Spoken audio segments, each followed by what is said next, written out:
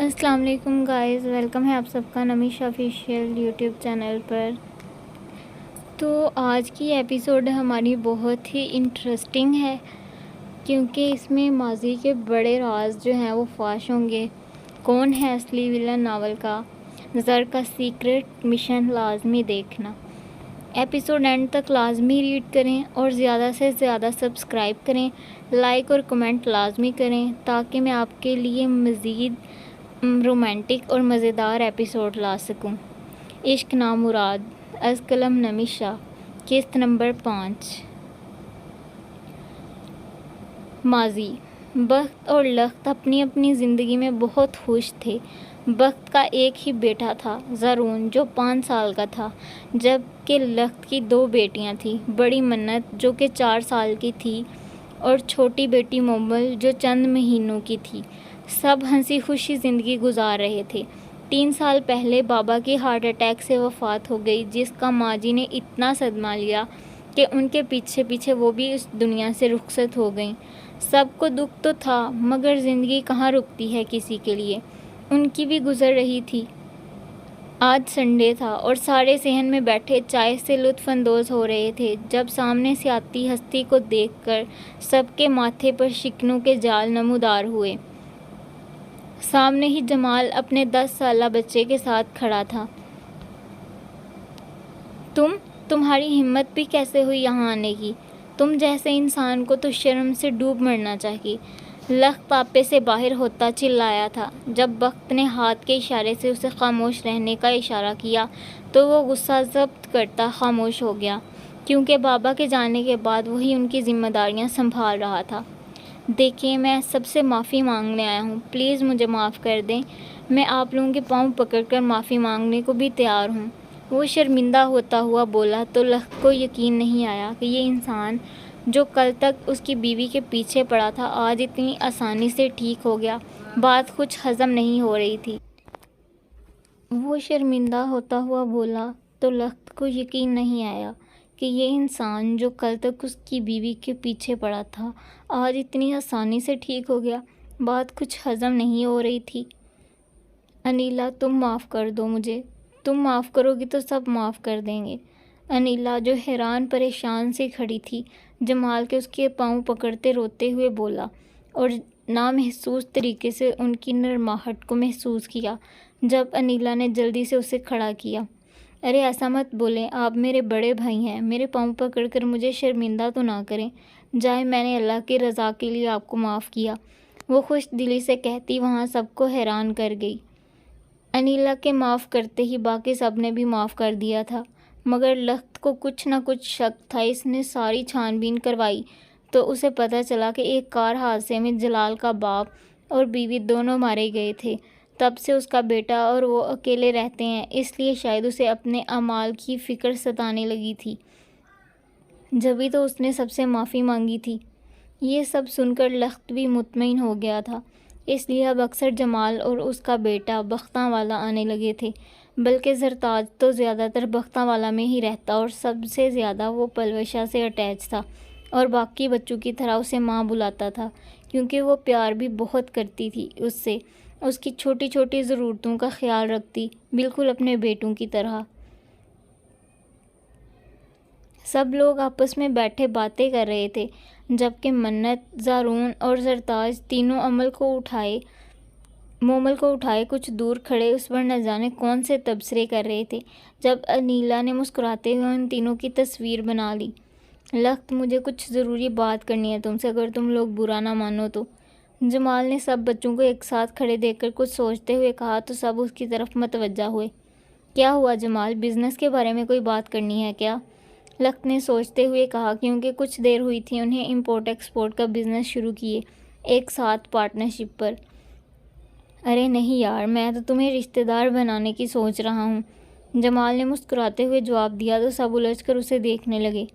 یار، میں منت کو اپنی بیٹی بنانا چاہتا ہوں، جانتا ہوں بہت غلطیاں کی ہیں میں نے، لیکن پھر بھی میری یہ خواہش ہے کہ میں منت کو زرتاج کا ہمسفر دیکھوں۔ اس نے رسان سے کہتے سب کے چہرے دیکھے جو بے یقینی سے اس کی طرف دیکھ رہے تھے۔ دیکھو جمال، ابھی ہمارے بچے بہت چھوٹے ہیں، ابھی ان سب باتوں کا کیا مقصد؟ لخت نے تحمل سے اسے سمجھانا چاہا۔ جانتا ہوں یار، لیکن تم بھی سمجھو نا، میں بس نکاح کرنا چاہتا ہوں ان دونوں کا، مگر مجھے لگتا ہے تم لوگوں نے ابھی تک مجھے معاف نہیں کیا، اس لیے تو تم لوگوں کے دل میں وہم ہے۔ چلو مجھ پر نہ صحیح میرے بیٹے پر ہی تھوڑا یقین کر لو، وہ تو تم سب کے ساتھ ہی رہتا ہے نا۔ جمال نے سر جھکاتے شرمندہ ہوتے ہوئے کہا تو لخت نے بے بسی سے بخت کی طرف دیکھا، جس نے ہاں میں سر ہلاتے اسے اجازت دی تھی۔ معافی! پورا تہہ خانہ دردناک چیخوں سے گونج رہا تھا، مگر سامنے والا تو انسان تھا ہی نہیں جس پر ان چیخوں کا اثر ہوتا، تبھی تو وہ سکون سے بیٹھا ان چیخوں کو میوزک سمجھ کر انجوائے کر رہا تھا۔ وہ بچہ کہاں ہے جسے تم نے اٹھایا تھا؟ سرد و سپاٹ سرسراتی ہوئی آواز ایک دفعہ پھر گونجی، جب سامنے بندھے شخص نے فوراً ہاں میں سر ہلایا، کیونکہ اس کا پورا جسم چکنا چور تھا، پور پور زخمی تھا۔ اب اور ہمت نہیں تھی کہ وہ ذرا سی خراش بھی برداشت کرتا۔ بتاتا ہوں، بمشکل الفاظ ادا کرتے اس نے کہا تو اس کے چہرے پر مسکراہٹ اپنی چھپ دکھا کر غائب ہو گئی، اور ایک دفعہ پھر اس کے چہرے پر پوری اسراریت نے احاطہ کیا تھا۔ وہ بچے ہمارے ملک میں موجود خفیہ طور پر چلنے والے مختلف گیز سینٹر میں بیچے جاتے ہیں، اور یہ سب کوئی بہت بڑا آدمی کر رہا ہے۔ زخموں سے چور بمشکل کھڑے اس نے بتایا، جسے سن کر سامنے والوں پر ساتوں آسمان گرے تھے۔ گیز سینٹر؟ مطلب وہ جگہ جہاں مرد دوسرے مردوں کے ساتھ جنسی تعلقات قائم کرتے ہیں؟ دھواں دھواں ہوتے چہرے کے ساتھ اس نے پوچھا تو وہ آدمی ڈرتا ہوا ہاں میں سر ہلا گیا۔ اب مجھے جانے دو، اس کے علاوہ میں کچھ بھی نہیں جانتا، مجھ پر رحم کرو، خدا کا واسطہ ہے، میں آئندہ کبھی بھی کچھ نہیں کروں گا۔ وہ منتوں پر اتر آیا تھا، جبکہ وہ تو ابھی تک اپنے آپ کو اس بات سے نہیں نکال پایا تھا کہ اس کا ملک اس حد تک پستی میں جا چکا ہے کہ یہاں حیوانیت بھی شرما جائے۔ اس قدر ذلت آمیز اعمال ہو چکے ہیں ہمارے۔ کہاں ہیں ان کے سینٹر؟ کسی ایک کا نام بتاؤ۔ اس کے بال مٹھی میں جکڑ کر اس آدمی کا چہرہ اوپر اٹھایا تھا، مگر وہ شاید بے ہوش ہو چکا تھا، اس لیے کوئی جواب نہ پا کر اس کے بال جھٹکے سے چھوڑے اور کرسی کو ٹھوکر مارتا اپنے اندر اٹھ رہے اشتعال کو دبانے لگا۔ بخت، تم نے کیوں حامی بھر لی اس رشتے کے لیے؟ مجھے یہ سب ٹھیک نہیں لگ رہا، نہ جانے کیوں میرا دل گھبرا رہا ہے، جیسے کچھ ہونے والا ہے۔ میں اپنی معصوم بیٹی کو کسی بھی رشتے کی بھیڑ نہیں چڑھنے دے سکتا، جیسے میری بیوی ہمیشہ سے خوف کا شکار رہی ہے اس شخص سے۔ کل کو اس کا بیٹا بھی ویسا نکلا تو؟ لخت اس وقت بخت کے پاس بیٹھا اس سے اپنے دل کی پریشانی بیان کر رہا تھا، جو اسے اندر ہی اندر کھائے جا رہی تھی۔ لخت، تم میرے بھائی ہی نہیں بیٹے بھی ہو، اور جنون سے بڑھ کر مجھے تم عزیز ہو، اس لیے مجھے تم سے زیادہ تمہاری بیٹیوں کی فکر ہے۔ اور جہاں تک سوال ہے زر کا، تو مجھے وہ بچہ کافی سمجھدار لگتا ہے۔ اس کی سعادت مندی دیکھ کر تو مجھے کبھی یہ لگا ہی نہیں کہ وہ جمال کا بیٹا ہے۔ ابھی 15 سال کا ہے، مگر اتنا ٹھہراؤ ہے اس کے لہجے میں کہ کبھی کبھی تو میرے دل میں بھی یہ خواہش ہونے لگتی ہے کہ وہ میرا داماد بنے، پر کیا کروں، میرا تو ایک بیٹا ہی ہے بس، اسی لیے میں نے من کے لیے ہاں کر دی۔ بخت اس کے ہاتھ پر ہاتھ رکھتے تفصیل سے بولا تو لخت نے الجھی نظروں سے اسے دیکھا۔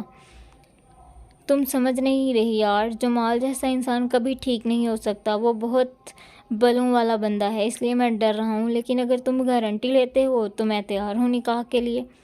وہ ساری ذمہ داری بخت پر ڈالتے کندھے اچکا کر بولا تو بخت نے گھور کر اسے دیکھا۔